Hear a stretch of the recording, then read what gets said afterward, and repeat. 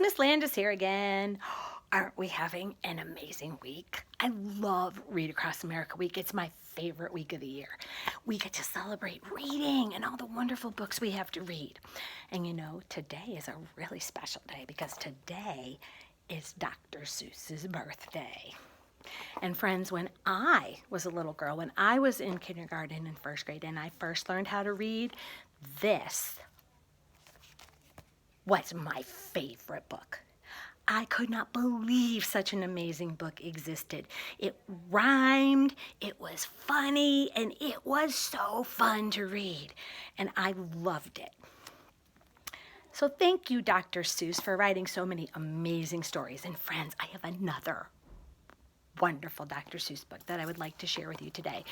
This book contains one of my favorite Dr. Seuss characters, Horton. And in this story, Horton hatches the egg. Sighed Maisie, a lazy bird, hatching an egg. I'm tired, and I'm bored, and I've kinks in my leg from just sitting here day after day. It's work. How I hate it. I'd much rather play. I'd take a vacation, fly off for a rest. If I could find someone to stay on my nest. If I could find someone, I'd fly away free. Then Horton the elephant passed by her tree. Hello, called the lazy bird, smiling her best. You've nothing to do, and I do need a rest. Would you like to sit on the egg in my nest? The elephant laughed. Why, of all silly things, I haven't feathers and I haven't wings. Me on your egg? Why, that doesn't make sense. Your egg is so small, ma'am, and I'm so immense. Tut, tut, answered Maisie. I know you're not small, but I'm sure you can do it. No trouble at all. Just sit on it softly. You're gentle and kind. Come, be a good fellow. I know you won't mind. I can't, said the elephant. Please, begged the bird. I won't be gone long, sir. I give you my word. I'll hurry right back. Why, I'll never be missed. Very well, said the elephant, since you insist. You want a vacation, go fly off and take it. I'll sit on your egg and I'll try not to break it. I'll stay and be faithful. I mean what I say. Toodaloo, sang out Maisie and fluttered away. The first thing to do, murmured Horton, let's see. The first thing to do is to prop up this tree and make it much stronger. That has to be done before I get on it. I must weigh a ton. Then carefully, tenderly, gently, he crept up to the trunk, to the nest where the little egg slept.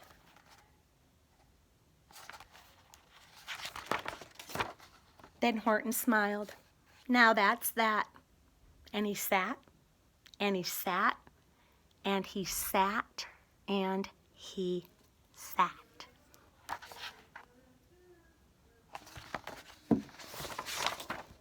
And he sat all that day, and he kept the egg warm. And he sat all that night through a terrible storm. It poured, and it lightened, it thundered, it rumbled. This isn't much fun, the poor elephant grumbled. I wish she'd come back, 'cause I'm cold and I'm wet. I hope that Maisie bird doesn't forget.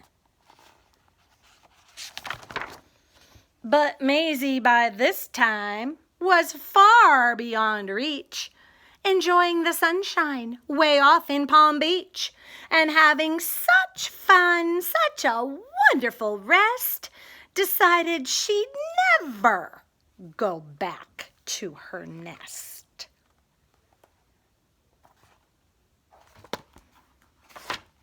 So Horton kept sitting there day after day And soon it was autumn, the leaves blew away. And then came the winter, the snow and the sleet, and icicles hung from his trunks and his feet. But Horton kept sitting and said with a sneeze, "I'll stay on this egg and I won't let it freeze. I meant what I said and I said what I meant.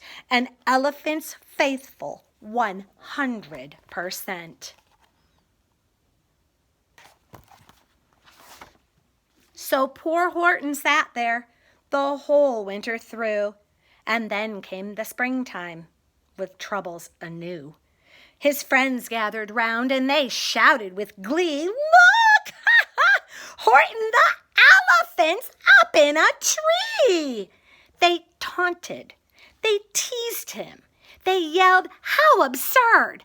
Horton the elephant thinks he's a bird!" They laughed and they laughed. Then they all ran away, and Horton was lonely. He wanted to play. But he sat on the egg and continued to say, "I meant what I said, and I said what I meant. An elephant's faithful 100%. No matter what happens, this egg must be tended." But poor Horton's troubles were far, far from ended. For while Horton sat there, so faithful, so kind, 3 hunters came sneaking up softly behind. He heard the men's footsteps. He turned with a start. 3 rifles were pointing right straight at his heart.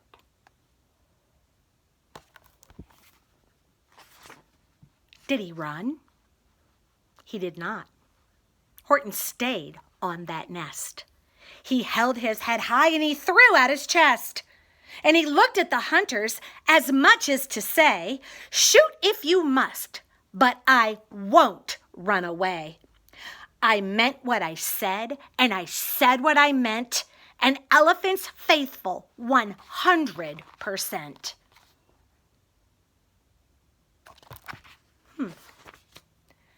But the men didn't shoot. Much to Horton's surprise, they dropped their 3 guns and they stared with wide eyes. "Look!" they all shouted. "Can such a thing be? An elephant sitting on top of a tree? It's strange. It's amazing. It's wonderful new. Don't shoot him. We'll catch him. That's just what we'll do. Let's take him alive. Why, he's terribly funny. We'll sell him back home to a circus for money."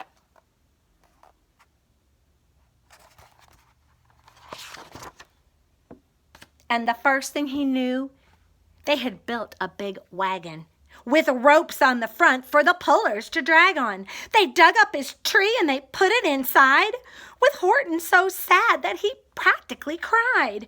"We're off!" the men shouted, and off they all went, with Horton unhappy 100%. Up out of the jungle, up into the sky, up over the mountains 10,000 feet high. Then down, down the mountains and down to the sea went the cart with the elephant, egg, nest, and tree.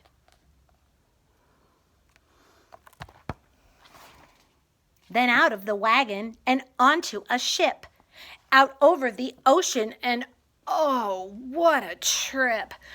Rolling and tossing and splashed with the spray, and Horton said day after day after day, "I meant what I said and I said what I meant, but oh, I am seasick 100%.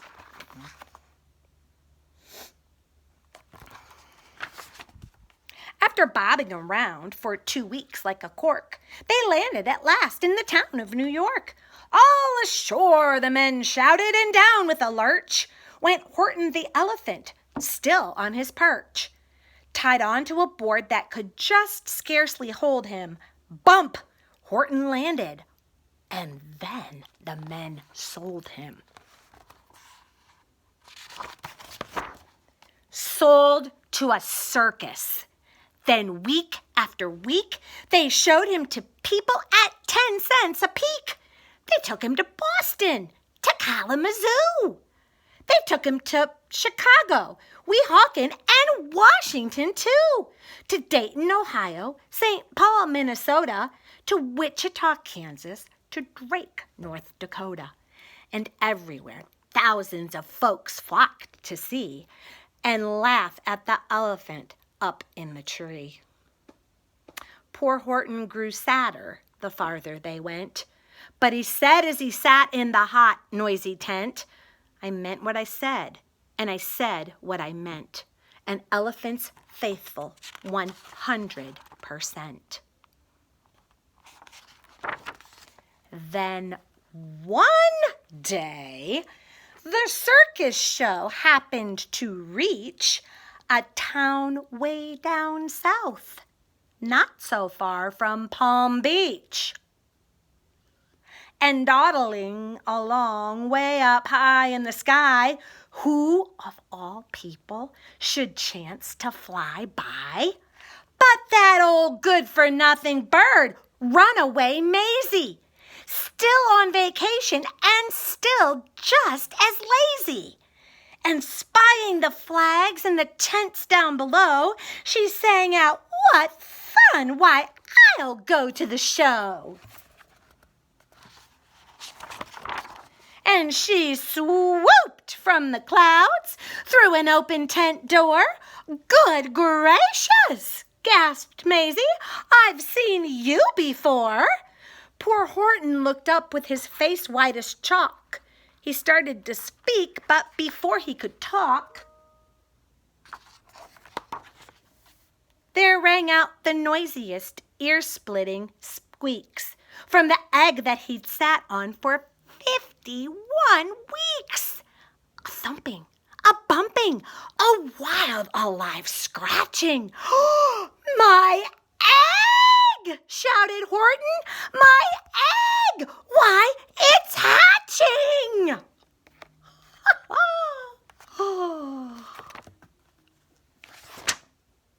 "But it's mine!"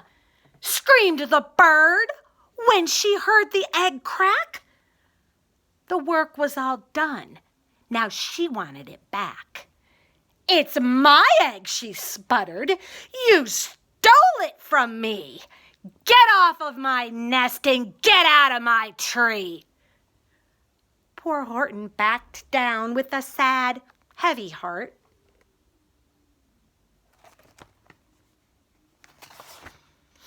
But at that very instant, the egg burst apart. And out of the pieces of red and white shell from the egg that he'd sat on so long and so well, Horton the elephant saw something whiz. It had ears and a tail and a trunk just like his. Friends! And the people came shouting. "What's all this about?" They looked and they stared with their eyes popping out. Then they cheered and they cheered and they cheered more and more. They'd never seen anything like it before. "My goodness! My gracious!" they shouted. "My word! It's something brand new! It's an elephant bird! And it should be. It should be. It should be like that. Because Horton was faithful. He sat and he sat.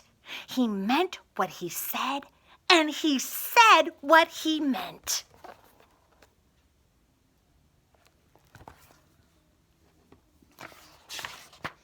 And they sent him home happy 100%.